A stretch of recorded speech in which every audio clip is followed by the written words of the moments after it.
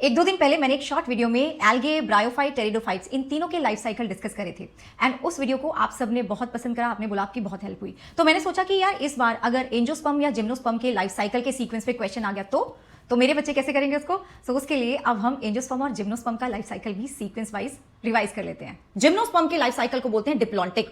अब यहाँ पे जो मेन प्लांट बॉडी है, डोमिनेंट है, that is the sporophyte which is your tree. अब उस पेड़ पे अब जो भी जिम्नोस्पर्म है, जिम्नोस्पर्म कोन्स बनाते हैं, तो पेड़ के ऊपर कोन्स होंगे, मेल स्ट्रोबिलस मेल कोन्स या फिर फीमेल स्ट्रोबिलस फीमेल कोन होंगे। मेल कोन किससे बने होंगे? माइक्रोस्पोरोफिल्स से मिलके बनते हैं। फीमेल कोन्स मेगास्पोरोफिल से। माइक्रोस्पोरोफिल्स में होंगे माइक्रोस्पोरेंजिया। माइक्रोस्पोरेंजिया के अंदर माइक्रोस्पोर मदर सेल, ये मायोसिस करेंगे, यहां पे मायोसिस होगा और माइक्रोस्पोर बन जाएंगे। माइक्रोस्पोर से फिर पॉलन ग्रेन बनेगा which is the gametophyte of male gametophyte of gymnosperm. Similarly megasporophil के अंदर megasporangia which is ovule, megasporangia या फिर ovule के अंदर होंगे मेगास्पोर मदर सेल जो कि मेगास्पोर बनाएंगे। 4 मेगास्पोर बनते हैं जिसमें से कि 3 डीजेनरेट हो जाते हैं और एक ही फंक्शनल रहेगा। जो ये फंक्शनल रहता है वो बनाएगा archegonia which is the female gametophyte जिसके अंदर एग बनेंगे। अब पॉलिनेशन होगा, फिर उसके बाद पॉलन ट्यूब बनेगी, फर्टिलाइजेशन हो जाएगा, जाइगोट बनेगा, एम्ब्रियो बनेगा एंड सीड बन जाएगा और ये सीड को जर्मिनेट करोगे तो फिर से एक प्यारा सा पेड़ बन जाएगा। तो एंजियोस्पर्म के लाइफ साइकिल को भी डिप्लॉन्टिक बोलते हैं क्योंकि यहां पर भी sporophyte is dominant and independent and it is multicellular, whereas the gametophyte is dependent on the sporophyte, it is short lived and few sailed.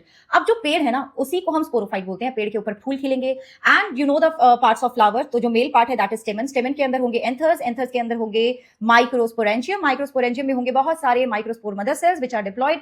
Actually the sporophyte की जो भी स्टेजेस होती हैं वो सब डिप्लॉयड होती हैं। मायोसिस होगा और माइक्रोस्पोर बन जाएंगे। यहाँ पे सारे माइक्रोस्पोर सर्वाइव करते हैं, ऐसा नहीं होता कि कुछ खत्म हो जाएंगे और कुछ ही बचेंगे। तो ये माइक्रोस्पोर में कुछ there are going to be some changes and ये पॉलन ग्रेन में बदलेंगे। पॉलन ग्रेन्स फिर पॉलिनेशन के थ्रू स्टिग्मा के ऊपर लैंड करेगा, स्पर्म बनाएगा। Let's take a look at the female part. Carpel के अंदर ओवरी के अंदर ओव्यूल जिसको हम मेगास्पोरेंजियम भी बोल सकते हैं। मेगास्पोरेंजियम के अंदर या ओव्यूल के अंदर मेगास्पोर मदर सेल एक ही होगा एंड ये मेगास्पोर मदर सेल मायोसिस करके मेगास्पोर बनाएगा 4, लेकिन 3 डीजेनरेट हो जाएंगे, एक फंक्शनल रहेगा और ये फंक्शनल स्पोर बनाने वाला है एम्ब्रियो सैक। एम्ब्रियो सैक में एग होगा।